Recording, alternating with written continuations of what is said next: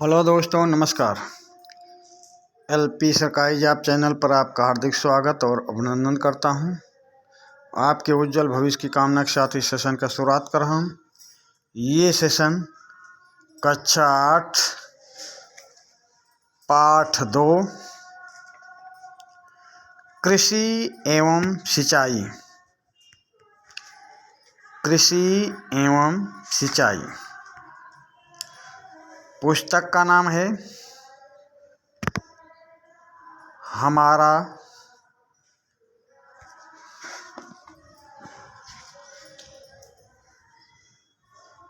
भारत संसाधन एवं विकास या भूगोल से है। कक्षा 8 है, पाठ 2 भारत में कृषि एवं सिंचाई। पुस्तक का नाम है पृथ्वी और हमारा जीवन। से जितने बहुविकल्पी प्रश्न बन सकते थे उन प्रश्नों को इसमें समाहित किया हूँ और आपकी पाठ्य पुस्तक में जो प्रश्न दिए गए हैं उनका हल इसमें किया गया है। तो ये भूगोल से दूसरा पाठ, इस पाठ से केवल एक ही सेशन जाएगा।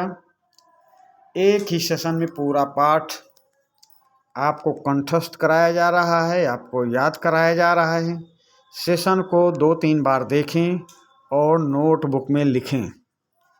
तो चलिए इस सेशन का पहला प्रश्न देखते हैं। प्रश्न नंबर 1, भारत की सबसे पुरानी और महत्वपूर्ण आर्थिक क्रिया क्या है? भारत की सबसे पुरानी और महत्वपूर्ण आर्थिक क्रिया क्या है? कृषि है, व्यापार है, वानिकी है, पशुपालन है। प्रश्न नंबर 1, भारत देश की सबसे पुरानी और महत्वपूर्ण आर्थिक क्रिया क्या है? कृषि है, व्यापार है, वानिकी है या पशुपालन है? तो सबसे पुरानी और महत्वपूर्ण क्रिया है कृषि। प्रश्न नंबर 1 का ऑप्शन ए सही उत्तर होगा। अगले प्रश्न पे आ जाएं। प्रश्न नंबर 2, ऐसी खेती जिससे दैनिक जीवन की आवश्यकताएं पूरी की जाती हैं उसे क्या कहा जाता है? प्रश्न नंबर 2,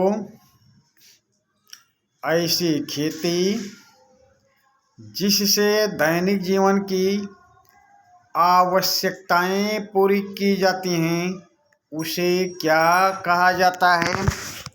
निर्वाह कृषि कहा जाता है, व्यापारिक कृषि कहा जाता है, नगदी कृषि कहा जाता है या जायद कृषि कहा जाता है? प्रश्न नंबर 2, ऐसी खेती जिससे दैनिक जीवन की आवश्यकताएं पूरी की जाती हैं उसे क्या कहा जाता है? तो दैनिक जीवन की आवश्यकताएं पूरी की जाती हैं निर्वाह कृषि के द्वारा। प्रश्न नंबर 2 का ऑप्शन ए सही उत्तर होगा। प्रश्न नंबर 3 पे आ जाएं। जिस कृषि का मुख्य उद्देश्य बाजार में फसल बेचना हो उसे कौन सी कृषि कहा जाता है? प्रश्न नंबर 3, जिस कृषि का मुख्य उद्देश्य बाजार में फसल बेचना हो उसे कौन सी कृषि कहा जाता है? रबी की कृषि, खरीफ की कृषि, जायद की कृषि या व्यापारिक कृषि? प्रश्न नंबर 3, जिस कृषि का मुख्य उद्देश्य बाजार में फसल बेचना हो उसे कौन सी कृषि कहा जाता है? रबी की कृषि, खरीफ की कृषि, जायद की कृषि या व्यापारिक कृषि? तो वैसी कृषि को कहा जाता है व्यापारिक कृषि। प्रश्न नंबर 3 का ऑप्शन डी सही उत्तर होगा। अगले प्रश्न पे आ जाएं। प्रश्न नंबर 4, हमारे देश में लगभग कितने प्रतिशत लोग निर्भर हैं? हमारे देश में लगभग कितने प्रतिशत लोग कृषि पर निर्भर हैं? 55% लोग, 65% लोग, 75% लोग या 85% लोग। प्रश्न नंबर 4, हमारे देश में लगभग कितने प्रतिशत लोग कृषि पर निर्भर हैं? 55%, 65%, 75% या 85%। तो प्रश्न नंबर 4 का सही उत्तर होगा हमारे देश में लगभग कितने प्रतिशत लोग कृषि पर निर्भर हैं? हमारे देश में लगभग कितने प्रतिशत लोग कृषि पर निर्भर हैं? तो हमारे देश में लगभग 55% लोग कृषि पर निर्भर हैं। प्रश्न नंबर 4 का ऑप्शन ए सही उत्तर होगा। प्रश्न नंबर 5 पे आ जाएं। देश की कुल राष्ट्रीय आय का लगभग कितना प्रतिशत कृषि से प्राप्त होता है? देश की कुल राष्ट्रीय आय का लगभग कितना प्रतिशत कृषि से प्राप्त होता है? 17%, 20%, 27% या 30%। प्रश्न नंबर 5, देश की कुल राष्ट्रीय आय का लगभग कितना प्रतिशत कृषि से प्राप्त होता है? तो ये प्राप्त होता है 17%। प्रश्न नंबर 5 का ऑप्शन ए सही उत्तर होगा। अगले प्रश्न पे आ जाएं। प्रश्न नंबर 5, निम्न में से खाद्यान्न फसल कौन सी नहीं है? निम्न में से खाद्यान्न फसल कौन नहीं है? प्रश्न नंबर 5, गेहूँ, चावल और जौ खाद्यान्न फसल नहीं है, या चना, मटर और दालें खाद्यान्न फसल नहीं है, या ज्वार बाजरा खाद्यान्न फसल नहीं, या तिलहन खाद्यान्न फसल नहीं है। तो ऑप्शन को देखने से आपको लगेगा कि तिलहन को हम खाद्यान्न फसल के अंतर्गत रख सकते हैं, पर ये खाद्यान्न फसल से ज़्यादा ये नगदी फसल है। तिलहन खाद्यान्न फसल से ज़्यादा नगदी फसल है, तो इसलिए हम तिलहन को खाद्यान्न फसल में शामिल नहीं करेंगे। और प्रश्न नंबर 5 का सही उत्तर तिलहन पे ही लगा देंगे। प्रश्न नंबर 5 का ऑप्शन डी सही उत्तर होगा। प्रश्न नंबर 6, निम्न में से कौन सी नगदी फसल नहीं है? निम्न में से कौन सी नगदी फसल नहीं है? गन्ना, कपास नगदी फसल नहीं है, या जूट तिलहन नगदी फसल नहीं है, या तंबाकू नगदी फसल नहीं है, या चावल नगदी फसल नहीं है। तो प्रश्न नंबर 6, निम्न में से कौन सी नगदी फसल नहीं है? तो वो नगदी फसल नहीं है चावल। चावल खाद्यान्न फसल है। प्रश्न नंबर 6 का ऑप्शन डी सही उत्तर होगा। प्रश्न नंबर 7 पे आ जाएं। रबी की फसल से संबंधित निम्न में से क्या नहीं है? रबी की फसल से संबंधित निम्न में से क्या नहीं है? रबी की फसल जाड़े की प्रारंभ में बोई जाती है। रबी की फसल गर्मी के प्रारंभ में काटी जाती है। रबी की फसल के लिए पानी की अधिक ज़रूरत होती है। रबी की फसल में गेहूँ, चना, जौ, मटर, सरसों, अलसी एवं राई आदि होती है। तो प्रश्न नंबर 7, रबी की फसल से संबंधित निम्न में से क्या नहीं है? तो रबी की फसल के लिए पानी की अधिक ज़रूरत नहीं होती है। पानी मीडियम में चाहिए। जितना पानी धान के लिए चाहिए उतना पानी रबी की फसल, या जितना पानी खरीफ की फसल के लिए चाहिए उतना पानी रबी की फसल के लिए नहीं चाहिए। तो प्रश्न नंबर 7 का ऑप्शन सी सही उत्तर होगा। रबी की फसल के लिए पानी की अधिक ज़रूरत होती है, ये ऑप्शन गलत है, यही ऑप्शन सही उत्तर होगा। अगले प्रश्न पे आ जाए। प्रश्न नंबर 7, खरीफ की फसल के संबंध में क्या सही नहीं है? खरीफ की फसल के संबंध में क्या सही नहीं है? वर्षा के प्रारंभ में बोई जाती है, जाड़े के प्रारंभ में काटी जाती है, पानी की अधिक आवश्यकता नहीं होती है, धान, मक्का, ज्वार, मूंग, जूट, मूंगफली आदि की पैदावार होती है। प्रश्न नंबर 7, खरीफ की फसल के संबंध में क्या सही नहीं है? तो खरीफ की फसल के संबंध में क्या सही नहीं है?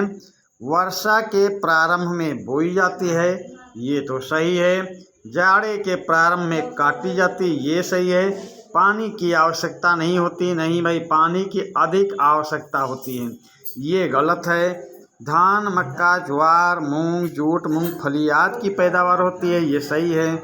यहाँ पूछा जा रहा सही नहीं, तो पानी की आवश्यकता नहीं होती, ये सही नहीं है। तो प्रश्न नंबर 7 का ऑप्शन सी सही उत्तर होगा। अगले प्रश्न पे आ जाएं। प्रश्न नंबर 8, जायद की फसल के संबंध में क्या सही नहीं है? जायद की फसल के संबंध में क्या सही नहीं है? प्रश्न नंबर 8 का ऑप्शन देखें। गर्मी के शुरुआत में बोई जाती है, गर्मी में फसल की उपज ली जाती है, जायद की फसल के लिए पानी की आवश्यकता नहीं होती, तरबूज, खरबूज, ककड़ी सब्जियां जायद की फसलें हैं। तो प्रश्न नंबर 8, जायद की फसल के संबंध में क्या सही नहीं है? तो ये सही नहीं है, ऑप्शन सी, जायद की फसल के लिए पानी की आवश्यकता नहीं होती है। प्रश्न नंबर 8 का ऑप्शन सी सही उत्तर होगा। अगले प्रश्न पे आ जाएं। प्रश्न नंबर 8, प्रश्न नंबर 8 देखें। किसानों के बिखरे खेतों को इकट्ठा करने की प्रक्रिया क्या कहलाती है? किसानों के बिखरे खेतों को इकट्ठा करने की प्रक्रिया क्या कहलाती है? चकबंदी कहलाती है, मेड़बंदी कहलाती है, खेतों का बराबर होना कहलाता है, या खेतों का छोटा करना कहलाता है? प्रश्न नंबर 8, किसानों के बिखरे खेतों को इकट्ठा करने की प्रक्रिया क्या कहलाती है? चकबंदी, मेड़बंदी, खेतों का बराबर होना, खेतों का छोटा करना। तो प्रश्न नंबर 8 का सही उत्तर होगा ऑप्शन ए, चकबंदी। प्रश्न नंबर 8 का ऑप्शन ए सही उत्तर होगा।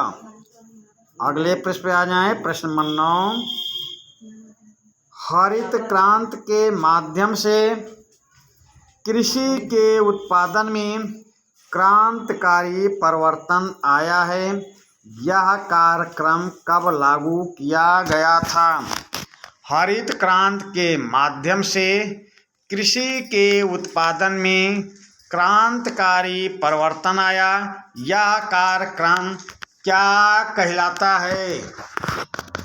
हरित क्रांति के माध्यम से कृषि के उत्पादन में क्रांतिकारी परिवर्तन आया। ये कार्यक्रम कब लागू किया गया? 1956 से 57 के बीच, 1966 से 67 के बीच, 1976 से 77 के बीच, 1986 से 87 के बीच। तो हरित क्रांति लागू किया गया था 1966 से 1967 के बीच। प्रश्न नंबर 9 का ऑप्शन बी सही उत्तर होगा। अगले प्रश्न पे आ जाएं। प्रश्न नंबर 10, भारत में हरित क्रांति का जनक किसे कहा जाता है? भारत में हरित क्रांति का जनक किसे कहा जाता है? एच.डी. देवगौड़ा को कहा जाता है, I.K. गुजराल को कहा जाता है, अटल बिहारी वाजपेयी को कहा जाता है, या M.S. स्वामीनाथन को कहा जाता है? प्रश्न नंबर 10, भारत में हरित क्रांति का जनक किसे कहा जाता है? एच.डी. देवगौड़ा को, I.K. गुजराल को, अटल बिहारी वाजपेयी को, M.S. स्वामीनाथन को। तो भारत में हरित क्रांति का जनक कहा जाता है M.S. स्वामीनाथन को। प्रश्न नंबर 10 का ऑप्शन डी सही उत्तर होगा। प्रश्न नंबर 11 पे आ जाएं। हरित क्रांति की मुख्य बातों में किसे शामिल नहीं किया जा सकता? प्रश्न नंबर 11, हरित क्रांति की मुख्य बातों में किसे शामिल नहीं किया जा सकता है? ऑप्शन ए, उन्नत बीजों का प्रयोग होना एवं रासायनिक खादों का प्रयोग होना। प्रश्न नंबर 11, हरित क्रांति की मुख्य बातों में किसे शामिल नहीं किया जा सकता है? ऑप्शन ए, उन्नत बीजों का प्रयोग होना एवं रासायनिक खादों का प्रयोग होना, जैविक खादों का प्रयोग बढ़ाना, रासायनिक कीटनाशक दवाओं का प्रयोग, जैविक खादों का प्रयोग बढ़ाना, रासायनिक कीटनाशक दवाओं का प्रयोग, नए कृषि यंत्र जैसे ट्रैक्टर, थ्रेशर आदि का प्रयोग करना, नए कृषि यंत्र जैसे ट्रैक्टर, थ्रेशर आदि का प्रयोग करना। ऑप्शन डी, फसलों की सिंचाई के लिए नलकूप, नहर तथा तालाब आदि बनाना, फसलों की सिंचाई के लिए नलकूप, नहर तथा तालाब आदि बनाना। ऑप्शन ई, हमारी पुरानी परंपराओं को बनाए रखना। तो हरित क्रांति की मुख्य बातों में किसे शामिल नहीं किया जाएगा? ऑप्शन ई को शामिल नहीं किया जाएगा। हमारी पुरानी परंपराओं को बनाए रखना, ये हरित क्रांति में शामिल नहीं किया जाएगा। प्रश्न नंबर 11 का ऑप्शन ई सही उत्तर होगा। प्रश्न नंबर 12 पे आ जाएं। खेती के लिए सर्वोत्तम खाद कौन सी है? खेती के लिए सर्वोत्तम खाद कौन सी है?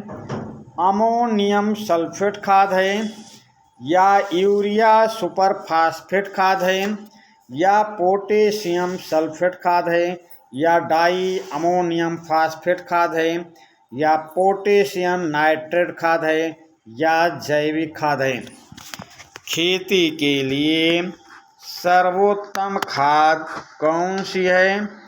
अमोनियम सल्फेट खाद, यूरिया सुपर फास्फेट खाद, पोटेशियम सल्फेट खाद, डाई अमोनियम फास्फेट खाद, पोटेशियम नाइट्रेट खाद, जैविक खाद।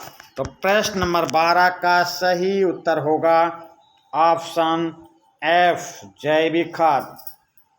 जैविक खाद सही उत्तर होगा। चलिए आगे चलते हैं अभ्यास पर। आपकी पाठ्य पुस्तक में जो अभ्यास दिया गया है अब उसकी व्याख्या करते हैं। शुरू में ही बताया था बहुविकल्पी प्रश्न और पाठ्य पुस्तक से जो अभ्यास दिए गए हैं वो अभ्यास भी एक ही सेशन में जाएगा आपके पास। तो अभ्यास का पहला प्रश्न है, निर्वाह कृषि और व्यापारिक कृषि में क्या अंतर है। निर्वाह कृषि और व्यापारिक कृषि में क्या अंतर है। तो उत्तर देख लेते हैं भाई। जो कृषि केवल अपनी आवश्यकताओं की पूर्ति के लिए की जाती है उसे निर्वाह कृषि कहा जाता है। जो कृषि केवल अपनी आवश्यकताओं की पूर्ति के लिए की जाती है उसे निर्वाह कृषि कहा जाता है। और जिस कृषि का मुख्य उद्देश्य बाजार में फसल बेचना हो उसे व्यापारिक कृषि कहा जाता है। जो कृषि केवल अपनी आवश्यकताओं की पूर्ति के लिए की जाती है उसे निर्वाह कृषि कहा जाता है। और जिस कृषि का मुख्य उद्देश्य बाजार में फसल बेचना हो उसे व्यापारिक कृषि कहा जाता है। चलिए दूसरे प्रश्न पे आते हैं। प्रश्न नंबर 2, चावल के उत्पादन के लिए किस प्रकार की जलवायु होनी चाहिए। चावल के उत्पादन के लिए किस प्रकार की जलवायु होनी चाहिए। तो चावल के उत्पादन के लिए मानसूनी जलवायु होनी चाहिए। चावल के उत्पादन के लिए मानसूनी जलवायु होनी चाहिए। प्रश्न नंबर 3, भारत के मुख्य कपास उत्पादक राज्यों के नाम लिखिए। भारत के मुख्य कपास उत्पादक राज्यों के नाम लिखिए। तो भारत के मुख्य कपास उत्पादक राज्य महाराष्ट्र हैं, गुजरात हैं, मध्य प्रदेश हैं, पंजाब हैं, तमिलनाडु हैं, कर्नाटक है, हरियाणा है आदि। भारत के मुख्य कपास उत्पादक राज्य महाराष्ट्र, गुजरात, मध्य प्रदेश, पंजाब, तमिलनाडु, कर्नाटक, हरियाणा आदि। तो प्रश्न नंबर 3 का सही उत्तर भारत के मुख्य कपास उत्पादक राज्य महाराष्ट्र, गुजरात, मध्य प्रदेश, पंजाब, तमिलनाडु, कर्नाटक, हरियाणा आदि हैं। प्रश्न नंबर 4, भारत में चकबंदी से क्या लाभ हुए हैं। भारत में चकबंदी से क्या लाभ हुए हैं। तो भारत में चकबंदी से निम्नलिखित लाभ हुए हैं। वो निम्नलिखित लाभ कौन से हैं। नंबर 1, किसानों की बिखरी जमीन एक स्थान पर हुई है।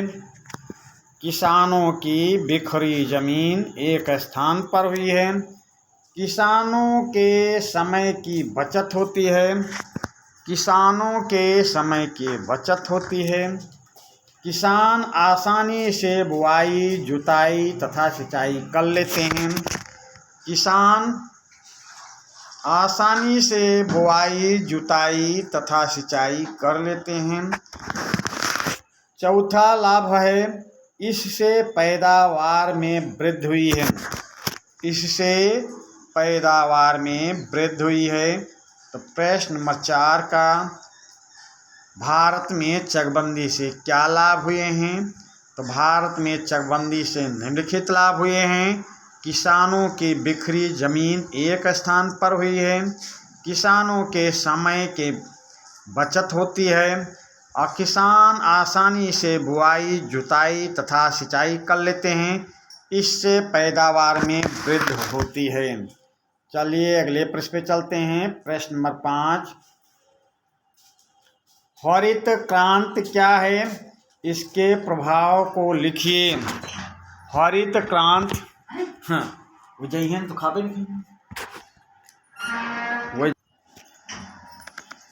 हरित क्रांति क्या है, इसके प्रभाव को लिखिए। तो पांचवे का उत्तर है वर्ष 1966-67 में हरित क्रांति के माध्यम से कृषि उत्पादन के क्षेत्र में क्रांतिकारी परिवर्तन आया। वर्ष 1966-67 में हरित क्रांति के माध्यम से कृषि उत्पादन के क्षेत्र में क्रांतिकारी परिवर्तन आया। इस कार्यक्रम का उद्देश्य उन्नत किस्म के बीज, खाद, सिंचाई तथा आधुनिक यंत्रों के प्रयोग द्वारा कृषि उपज में तीव्र गति से वृद्धि करना था। इसे ही हरित क्रांति कहते हैं। भारत में हरित क्रांति के जनक डॉक्टर M.S. स्वामीनाथन को कहा जाता है। अब देख लेते हैं कि हरित क्रांति क्या है। ये देख लिया। इसके प्रभाव को लिखना है। इसके प्रभाव इससे क्या हुआ। हरित क्रांति के प्रभाव स्वरूप अधिक उपज किसानों को मिलने लगी है। रासायनिक खादों जैसे ammonia sulphate, urea superphosphate, potassium sulphate, di ammonium phosphate तथा पोटेशियम नाइट्रेट का विकास व उपयोग किया गया है। तीसरा देखें, जैविक खाद का उत्पादन बढ़ाना जैसे कंपोस्ट की खाद, हरी खाद, नीम की खली की खाद आदि, ये हरित क्रांति के प्रभाव हैं। चलिए अगला प्रश्न है, रिक्त स्थान की पूर्ति करें। रिक्त स्थानों की पूर्ति करें। कृषि कार्य में कृषि के साथ साथ को शामिल किया जाता है। क्या शामिल किया जाता है रिक्त स्थान में? पशुपालन।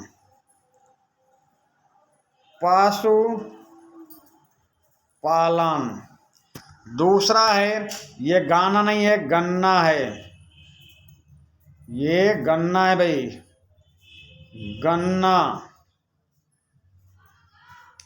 गन्ना भारत की फसल है। रिक्त स्थान में क्या भरा जाएगा? नगदी फसल है। आगे देखते हैं, चावल के लिए अधिक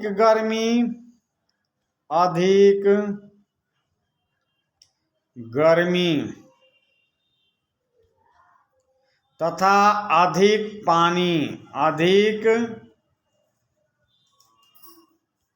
पानी की आवश्यकता होती है। तीसरा देखते हैं, खरीफ की फसलें वर्षा ऋतु के प्रारंभ में बोई और शीत ऋतु के प्रारंभ में काटी जाती हैं। खरीफ की फसल वर्षा ऋतु के प्रारंभ में बोई और शीत ऋतु के प्रारंभ में काटी जाती हैं। समझ गए? प्रश्न नंबर 4, खरीफ की फसलें वर्षा ऋतु के प्रारंभ में बोई और शीत ऋतु के प्रारंभ में काटी जाती हैं। 5वां देख लें, भारत में सिंचाई का सबसे प्रचलित साधन नहर है। भारत में सिंचाई का सबसे प्रचलित साधन नहर है। चलिए आगे चलते हैं। प्रश्न नंबर 3, निम्नलिखित के सही जोड़े बनाइए। फसल समय क्या है? रबी में क्या बोया जाता है? रबी की फसल में गेहूं की बुआई होती है। खरीफ की फसल में चावल धान की बुआई होती है। जायद की फसल में खरबूज की बुआई होती है। इस प्रकार ये सही जोड़े बन गए हैं। सेशन को 2-3 बार देखें और अभ्यास पुस्तिका में नोटबुक में नोट करें। चलिए आगे, चौथा प्रश्न है, सही पर सही का निशान और गलत पर गलत का निशान लगाइए।